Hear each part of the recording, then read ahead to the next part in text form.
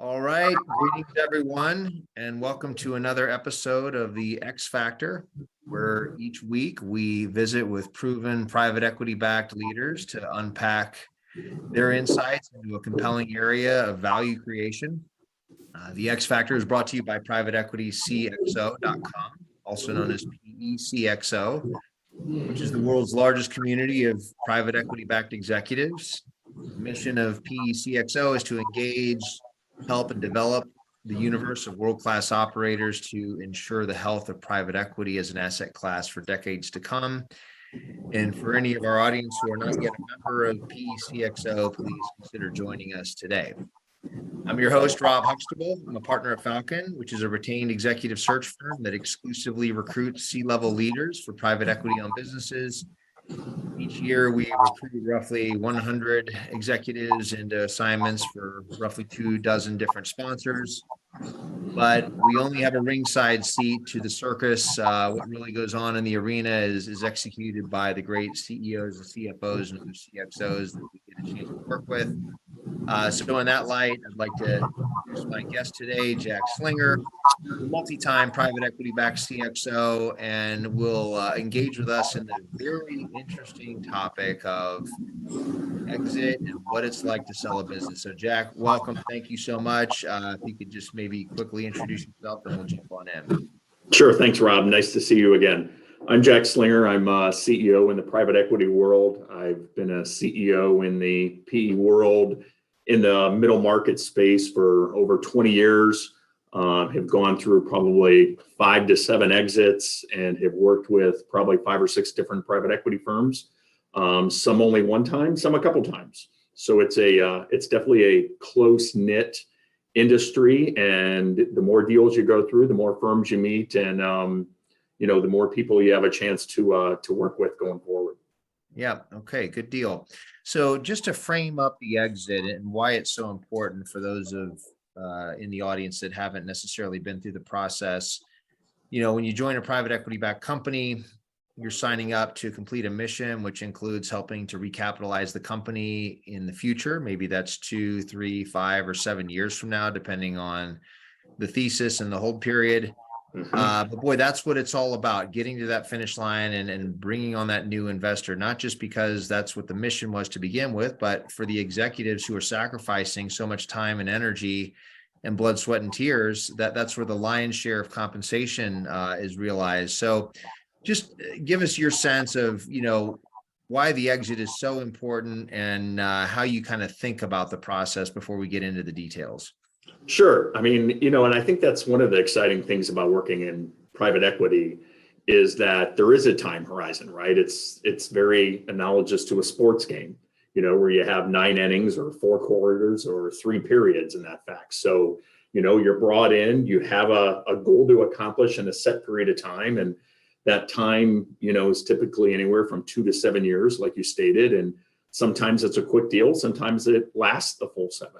I've experienced both ends of that spectrum. And, the beauty is that if you hit your goal, there's something at the end, and the end is a transaction. And typically that transaction is, financially rewarding to both the CEO and the management team and your financial sponsor. And so it is exciting when you get close to the end and you're going to realize your goals that you set and your financial sponsor set.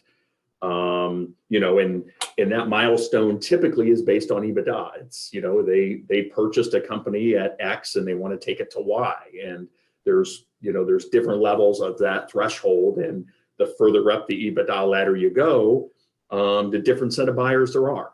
And because, there's firms that concentrate in the small space, and then the middle market, the middle market. And then you have the very, very large firms that, are looking at big, huge companies that, are carve outs that then they eventually want to take, through an IPO process. So, there's a wide spectrum of goals and buyers and strategies on an exit. But most of the time the exit, does not result in an IPO. It'll be sold to a strategic buyer or another financial sponsor. And, you determine besides your EBITDA threshold they want to get to, they're in their thesis when they purchased the company and started you as a platform to grow. And, and there's two avenues of growth that they expect. One is organic growth. And so you have to have a good growth plan in place and focus on new business development and growing your business organically. And then typically there's also an M&A strategy involved. And, that is making sure you're picking a growth engine, that either gives you scale in a product category or might enable you to have further distribution or get you into a new market or a new continent to sell your products. So it's a twofold strategy on getting that growth and growing that EBITDA or growing that bottom line to get to an exit. And, a typical one that you look at is they'll try to benchmark a 3 times their investment. I mean, that's a kind of middle of the road shot in the fairway. And, a lot of times you can score a lot higher than that. And in private equity, you don't bat 1,000 either. There's going to be deals that just time out, or you had things that impacted your return that were outside of the company's control or outside of management's control. And, it might just be a 1-for-1. They just get their money back. But, you don't hit a home run 10 out of 10 times in private equity.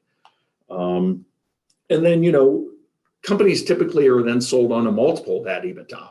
And, they'll look at their return on, they might buy a company at a 5 or 6 or 7x of EBITDA, and through growth and through scalability and size, they might get an 8 to 10 or a 15 or a 20x on EBITDA. And, that's where the return is made.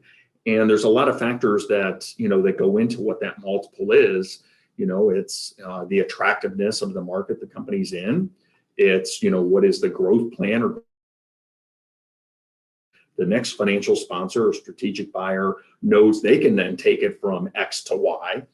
Are there M&A opportunities to grow? So not only do you have a new business development pipeline, but is there an M&A pipeline that the next owner can help, grow the company at? And, I think let me jump in if I could to fast forward. Please. So let's agree that there's a 3-act play in private equity. The early years are heavy investment in upgrades, team systems. Act 2 is sort of the middle years of, okay, how can we leverage those investments? And maybe EBITDA wasn't the sole focus early, but now it's really starting to come into view. And then as we sort of enter Act 3, which might be roughly a year or 18 months before sale, we start thinking about getting the company ready for sale. So before we talk through what it's like to run an exit process, take us through what you've seen in terms of the 6 months leading up to signing up an investment banker to take the company through sale, whether it be focusing a little bit more on cost takeout, EBITDA optimization. What does that look like from your experience? Yeah, I think, the 6 to 12 months prior to going through a sale process are very important, because you really have to get things in order for the next buyer, because you want the business to be clean. You want to make sure there's no legal issues. You want to try to optimize footprint if you can. So, if you have a very underperforming facility or a facility that doesn't have scale, you either begin the process of consolidating down your footprint, or at least have a plan in place that you're in that process when you go into your process. You definitely look at profitability. Margin enhancement is a big one. You want to make sure that you're maximizing your pricing. You're taking out any unnecessary or unneeded costs. Long-term contracts with customers are always attractive in a sale, that, they know that, your top 20 customers aren't just PO to PO based, right? Do you have a secure customer base? Are they longtime customers? Making sure you don't have a lot of quality issues that are coming by, or a bunch of add backs. So you really want a clean P&L. You want to be maximizing your profitability on your product lines. Margins are improvement. And you're also doing things like that. New business development funnel is very key, because your multiple can go up 1, 2, 3x based on, do you have a growth strategy in place that you can execute on? Yeah, right. So if an asset's going to trade in a range of, say, 10 to 14 times EBITDA, that range gets dictated by scale, TAM, but also on the growth rate. People want to pay more for a faster growing company. Okay, so let's walk it forward. You and the sponsor have interviewed bankers. You've signed somebody up. They work with you to put together a book that is a comprehensive story of your company with a very bullish outlook on what the next 5 years look like. That book will go out to 100 different parties, some strategic buyers, some financial buyers, and take us through what happens next. So those parties receive the book, and what do they come back with after they review the deal and decide that they'd like to learn more? Yeah, so there's a lot of work that goes into getting that SIM or that book prepared and ready and sent out to a broad range of potential buyers, as you said. Not only are you gathering all your sales data and customer data and operational data, but you're also developing a data room on the backside. And that data room then is opened up to the potential buyers after you narrow them down to, for maybe 120 down to 30. And you're putting a lot of data in there that will hopefully answer a lot of the potential buyers' questions. But that's a very time-consuming process. You're also going through usually internally a quality of earnings report, and that while your buyer will probably also do one, getting that quality of earnings report done internally just helps verify the numbers you have in your book. And it's just kind of a check the box. Yeah, an independent party looked at it. These numbers make sense. We didn't question them, so to speak, that you can use them as your baseline on valuing the company you're looking at. That's a very time-consuming process because you're getting a lot of questions asked with regard to the business. Phase ones or another one, you want to make sure you don't have any environmental issues at any of the sites you're operating at, even if you lease or own, same difference. And, typically, the books will, like you said, go out to 120 different buyers, strategic, financial, quasi in between those. And they'll come back with a few questions to the investment bankers. They'll come back with you for them to try to do a preliminary valuation of your company. And it's usually a typical wide range at the first early stages of a process. They might have a multiple range of your EBITDA of 3x. So someone might say, yeah, on the high end, we'll pay 7. At the low end, it might be 4. Usually it's a pretty broad range that the first round of bids come in. You value those, talking about them with your investment banker as well as your current financial sponsor, and you'll narrow that down to about 24. Those 24 then get access to management team to ask them questions. They'll get access to the data room, and they're asked then to kind of narrow down their bid. And so that would be called sort of the management presentation phase, where they meet you and the team and you kind of present the business to them in a very organized, strategic manner. They're also getting access to the data room, but the banker is also controlling that process so that it's very organized. And the buyers at this stage who have signed, I guess, an indication of interest, are still operating at arm's length. Take us through the strategies that you've employed in the management presentation phase when you're presenting to this dozen or more preliminary number of buyers. Yeah, so it's a very stressful time because, usually over a 2-week period, you're doing 2 of these management presentations every day, one in the morning and one in the afternoon. And you're having lunch then with the morning party. And then in the afternoon party, you have a dinner. So it is an all-day affair for, it can be 2 to 3 weeks at a time. And what's the length? How many hours is a typical management presentation? Typically 3 to 4 hours. It'll be in person. Usually the potential buyers will bring in anywhere from, 2 to 6 people. And then they'll also have several people on the telephone. You go through a process where you present the company. It's a more expanded version of the SIM that they received. And there's a lot of Q&A. It's a lot of Q&A back and forth. And, I think that it's stressful in the sense that, you got to have tough skin because you're getting questioned on everything. Why this number? Why this trend? Why this customer? Why this product? Why are you doing this? Why didn't you do this? And, you just that's a private equity thing, right? I mean, they are logical, analytical, fact-based individuals, which is good. Yes. They're authorizing tens, if not hundreds of millions of dollars of an equity check to go into a deal. And so they're cross-examining your numbers and your presentation to look for, kind of durability of the presentation, to see how real versus not contrived, but it's like selling a home. Is a room cozy or is it just small? And they need Yeah. to decide for themselves what that looks like. What advice do you have specifically to how to best answer those cross-examination questions that are being delivered to you from would-be buyers? Sure. And that's what I said. You have to have tough skin in the sense that it's not personal, right?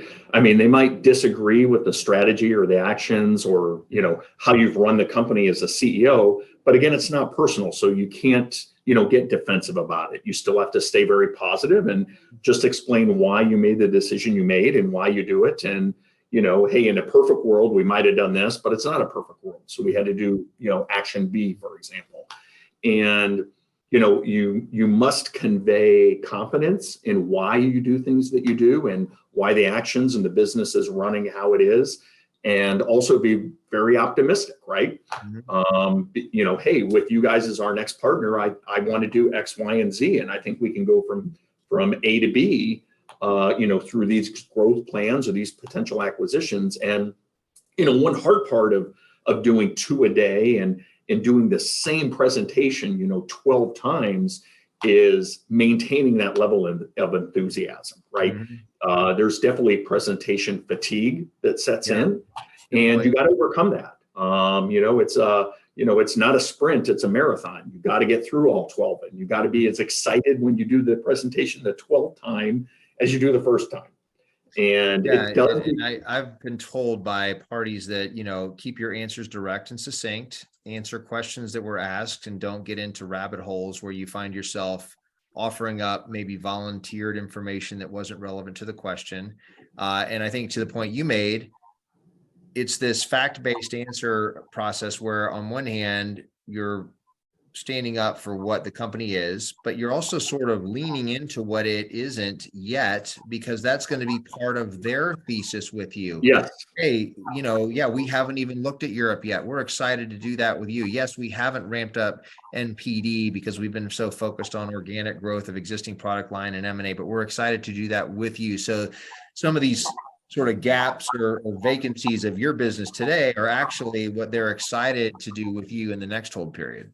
Yeah. And be honest. I mean, that's the biggest one is you don't want to get caught, stretching the truth or lying about something, because these guys could be your next owner. Right. Yep. And so, you don't want to be, you don't want to have a bad relationship with them. So, you just got to be honest. Yeah. I've seen that before where because the management team did such a good job messaging the story, the buyer paid maybe more than they would have otherwise paid.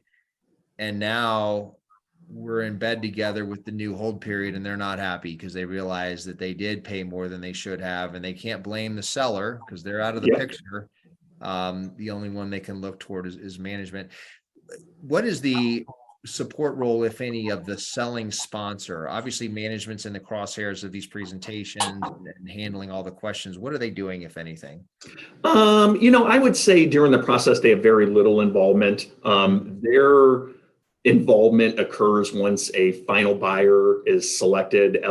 Someone is selected with an LOI and gets exclusivity, and you're negotiating the purchase agreement. That's typically then when the sponsor steps back in. Okay, so let's go there. So you've gone through the dozen or 24 management presentations. Those would-be buyers are encouraged to then decide, do you want to get serious? And what happens then? What's the inbound from the select group who says, yeah, I want to take a run at Jack's business? Yeah. So you'll typically then, narrow it down from maybe 12 to 3, ask people if they have any more questions, give them access to me and my team if they want to talk to us and ask them. And then, from as they revise and submit their final LOI bid, you select one. And you make that decision. So just to explain the vernacular, so you mentioned SIM earlier, which is the confidential investment memorandum, which is the investment banking deck, 100 and some pages that walks through the current, past, and future state of the business. And now you're talking about an LOI, which is the letter of intent. So it's their formal bid to say, we are serious, we want to buy you. Maybe you get 3 to 5 of those. And then you, with the sponsors at the lead, are going to decide, okay, we're going to pick this buyer to enter into the exclusive letter of intent to really sharpen our pencils and get down to business.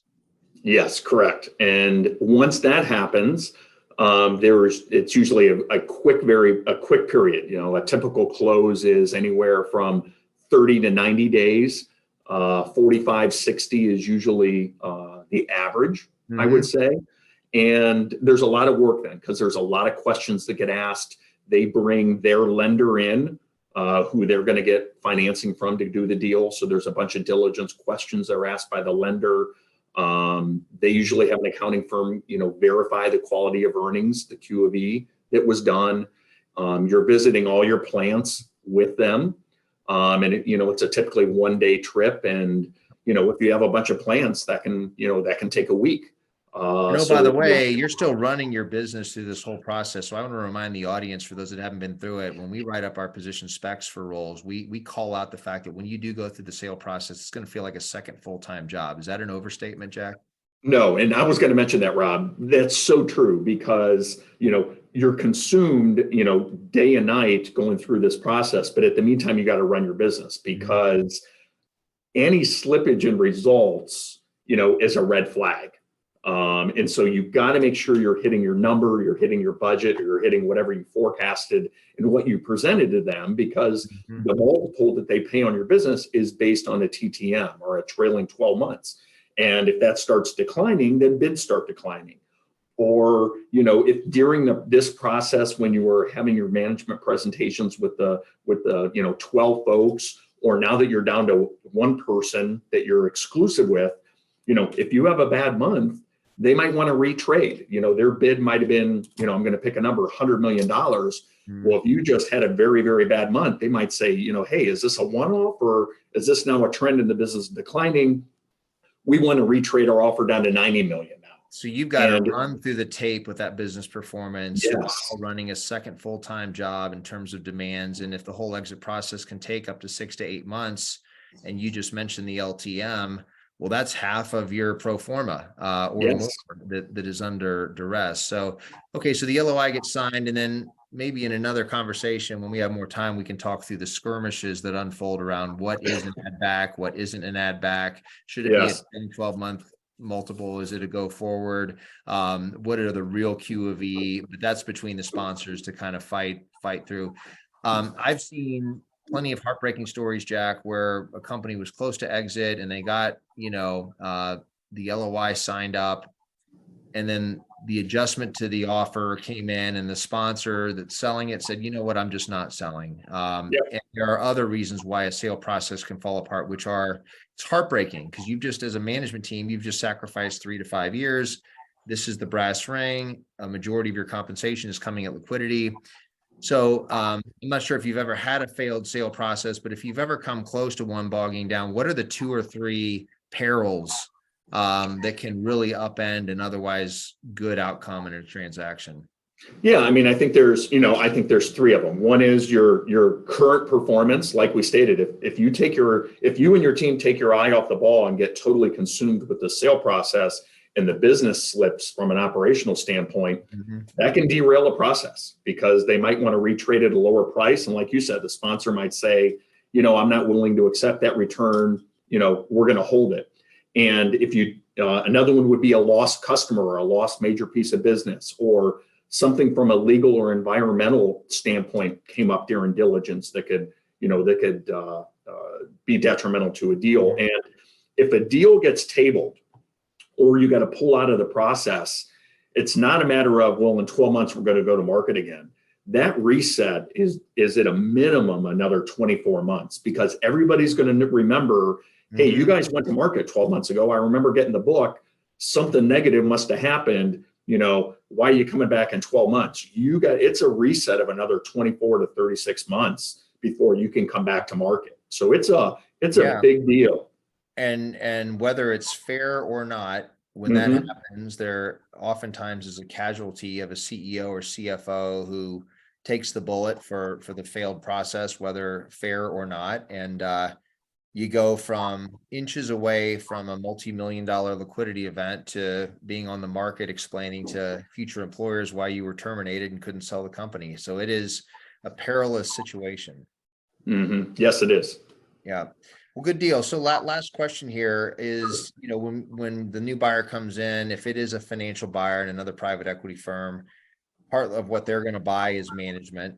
But you may not necessarily be committed to staying with the company. Maybe you've been there for a while. Maybe it's an industry that you're sort of looking to try something new.